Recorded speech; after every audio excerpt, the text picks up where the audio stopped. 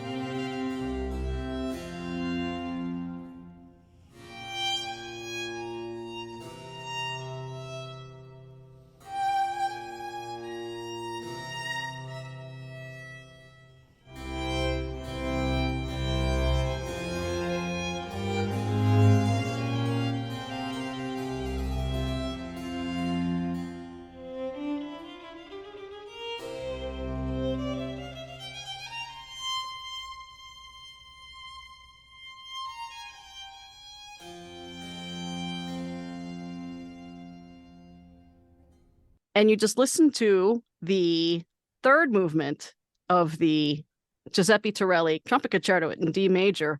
And just before the break, you listened to the Heinrich Schütz Odie Christus Natus Est. And you are listening to Sounds from the Spires on the Catholic channel of Sirius XM 129. Both of those recordings that you just heard, little bits of the recording, are from A Baroque Christmas in Germany. And I'm Dr. Jennifer Pascual, your host, and we're talking to Thomas Crawford and to Linda Tsatsanis and to Jeremy Reiser and Carly McIlvain York. And wonderful that you are having a concert very soon on December 14 at Corpus Christi Parish Church. It's 529 West 121st Street between Broadway and Amsterdam Avenue. So go to ACONYC.org for tickets. And so, Thomas, tell us about these composers. These were unfamiliar names to me even, and very excited to hear and learn from you what this program is going to be. They are Italian composers, and I will turn the microphone over to Jeremy because I asked Jeremy, who does works such as this, 17th, 18th century works every year with the Academy of Sacred Drama. I asked him if we could possibly find a Christmas work. So that was, and Jeremy can tell us where they were unshelved. That actually became more of a challenge than we anticipated because apparently Christmas oratorios were not really a thing early in the Baroque. They were a later invention. If you wanted Christmas music, you were going to get something that was more cantata length, something that was maybe 20, 30, 40 minutes at the very most. And we were looking for something that was a little bit more full scale. And that didn't start to happen until maybe the 1720s or so somewhere early in the 18th century. And so we had to try to figure out what was good for Christmas oratorio music from Italy. And we came across a musicologist who sent us a score for an oratorio by Antonio Bencini that we'll be performing. And I tell people this is the younger Bencini, not the older one, in case you're confused. But of course, no one knows who Bencini is, so it doesn't really matter. His father was involved with the St. Peter's Basilica group, and he was also a church musician. Antonio was a church musician himself, and this is one of the few remaining pieces that we have of his. Mm-hmm. That's wonderful to hear this history. And I looked up the name and the father to learn that he conducted the Capella Julia at St. Peter's. That's fascinating. Yeah, and lots of this music that was oratorio music for Christmas was actually created for a Roman environment. Some of the first time that this started happening was for Christmas Eve performances at the Vatican. And they'd start with a Vesper service, then they do an oratorio, and then they'd have a lavish feast for Christmas with apparently amazing table decorations with figurines and religious figurines and things that corresponded with the feast day. We're doing a similar format for our performance by starting with works by Antonio Giannettini that are basically a Vesper service. We have 4 psalms with an introductory sequence, and then we'll end with one of his Magnificats, and then we'll move on to this oratorio. So it will sort of, even though these were written for different contexts, by putting them together, we're sort of recreating that Christmas Eve service at the Vatican, let's say 1725 or something, 1740, somewhere around there. Oh, that's right. That's great. That's fascinating. Thank you for explaining all of that. And how many musicians total will be performing in this concert? I think it's some 25. It's a pretty big group. And Corpus Christi Church on the Upper West Side, Morningside Heights, is very well known as an early music church because of its splendid acoustic for this kind of music, but it only seats 400 people. So this is not a Vatican event in terms of the crowd.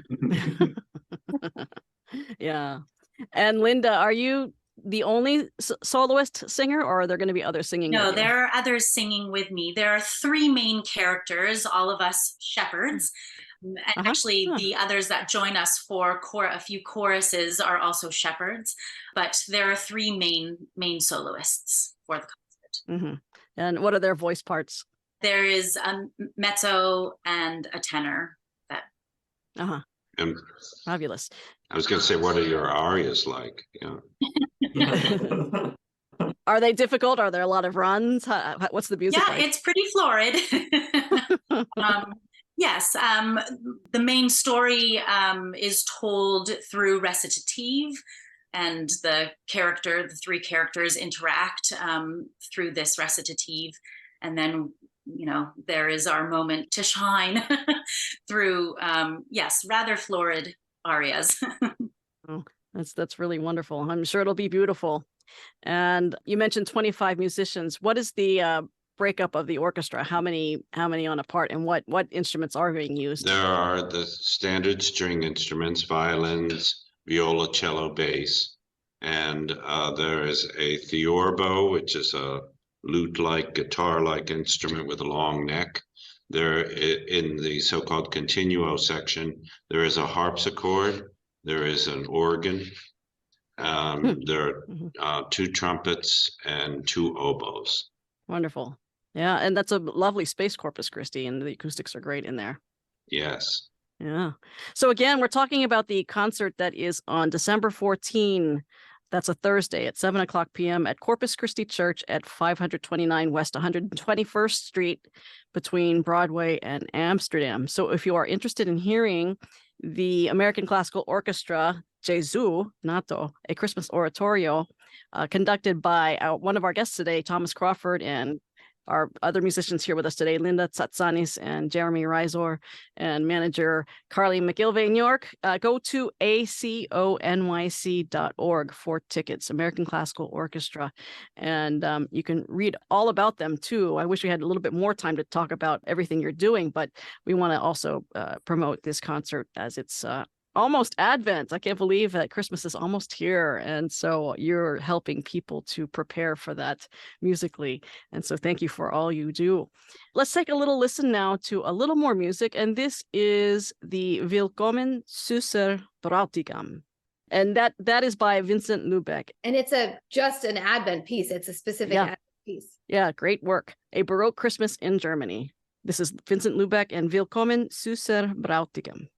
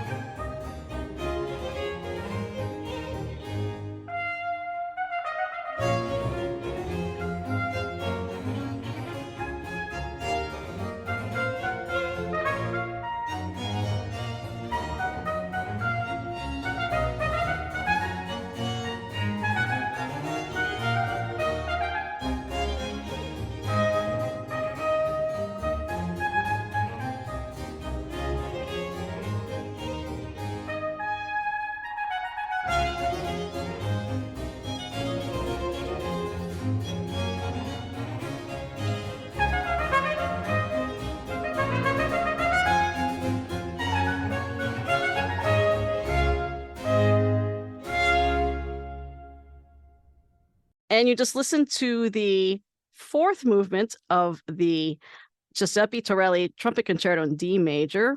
And just before the break, you listened to Willkommen Süßer Bräutigam by Vincent Lubeck. And you're listening to Sounds from the Spires on the Catholic channel of Sirius XM 129. I'm Dr. Jennifer Pascual, your host.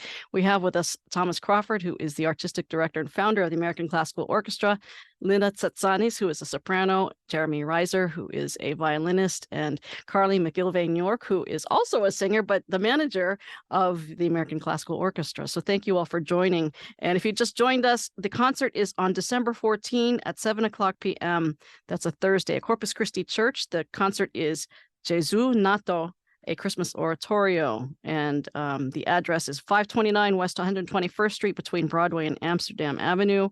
Go to aconyc.org, American Classical Orchestra. And in addition to the Christmas concert coming up, you also have the Bach B minor Mass in the spring, and then another concert. So you're gonna have you'll have bigger forces for the Bach, right? More than 25? That's right. One thing good to cover here would be to have Jeremy comment on the drama aspect of his organization. It's called Academy of Sacred Drama, which to me raises a question right out of the gate. Rather than music. Yeah. Yeah. Well, what we've started to do is we acknowledge Baroque oratorio as primarily a dramatic work rather than just a piece of music. And a lot of Baroque oratorio came to be because of bans on opera during the Lenten season. And that sort of encouraged this genre where singers and other musicians needed work and had things to offer to people during that season, but they couldn't do what they were doing at other parts of the year. So in the case of oratorio, they had to figure out how to rein in the spectacle of everything while still being able to communicate in a dramatic sense what was going on. And a way that they did that was often through movement. And we're working with a classically trained mime named Tony Lopresti, who helps each of the singers to embody their characters, interact with each other, understand physical gestures, and all these things help put the musical pieces into place. When we're performing a work that hasn't been done in 300 years, it's very difficult to figure out how everything is going to work together as a whole.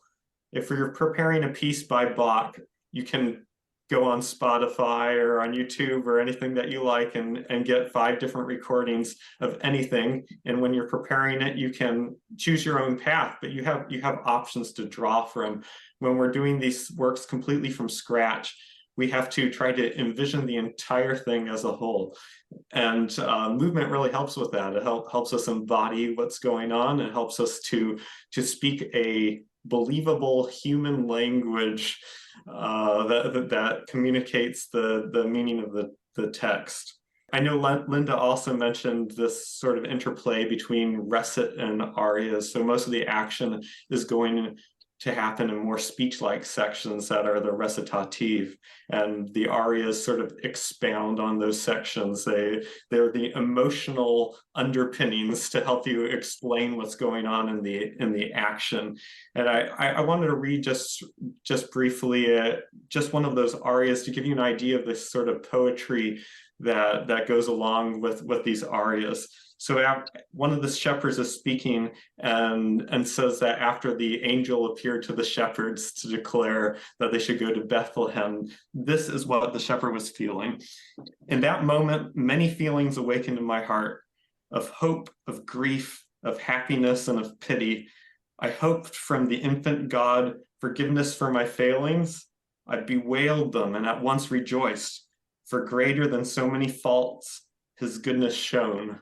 Unlike something like a Bach Passion, where you're going word for word from the Bible, these Italian oratorios take a poetic approach to these stories. They reinvent it. They communicate what's going on in the action in an emotionally charged way, and that's sort of the purpose of both Baroque opera and oratorio, to be able to take the emotional content and magnify it through larger movements, through these beautiful arias that you'll hear people like Linda sing during our performance.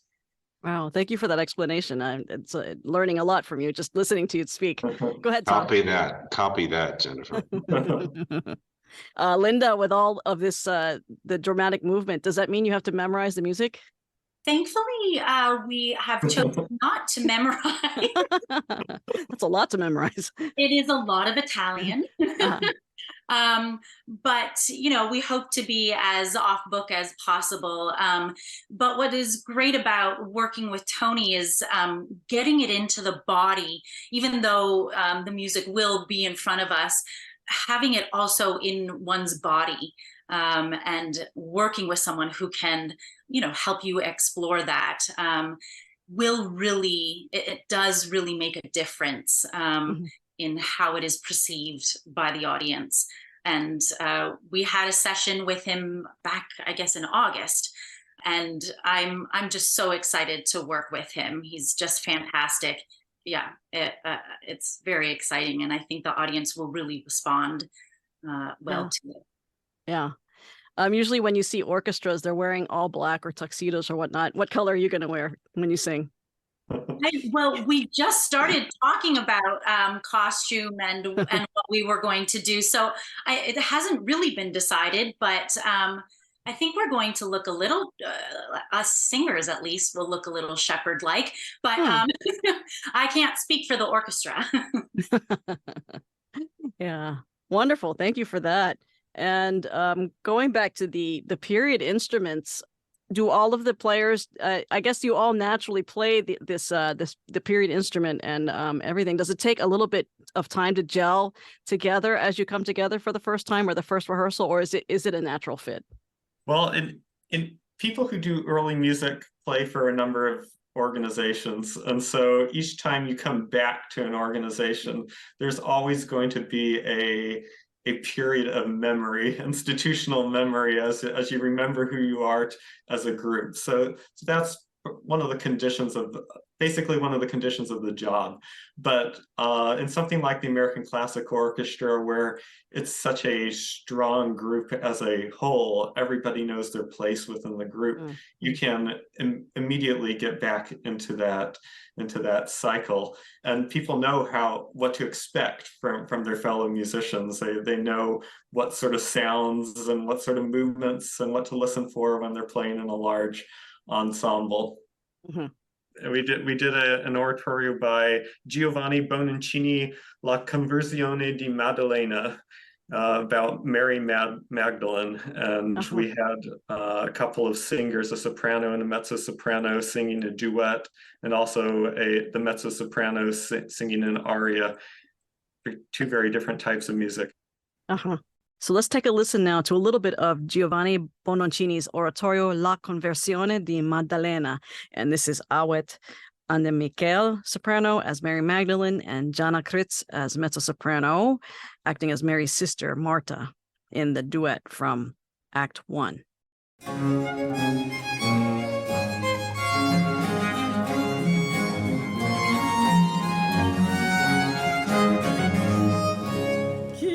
Disprezza la bellezza, chi disprezza la bellezza, chi disprezza la bellezza, che svanisce in un bel volto.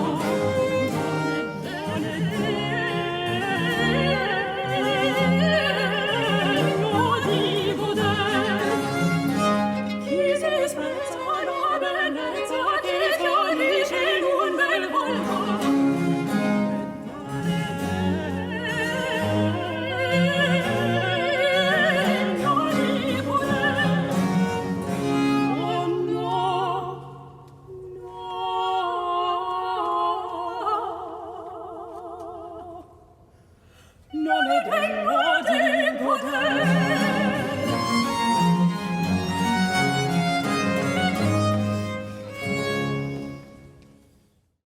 And now we'll play a little bit of Gianna singing individually in the slow excerpt from Act 2 of La Conversione di Maddalena by Giovanni Bononcini.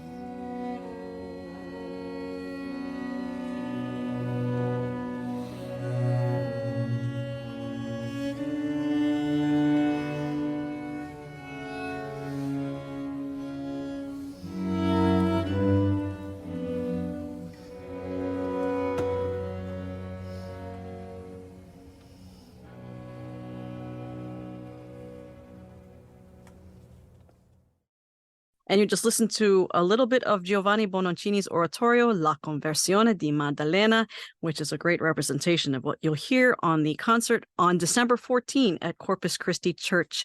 That's the American Classical Orchestra. Go to aconyc.org for tickets. And thank you for introducing that. And I'm sending music along. It's wonderful how organized you all are and how wonderful your music making is and your recordings. You have so many recordings as well. And so I wish you all well on the 14th of December.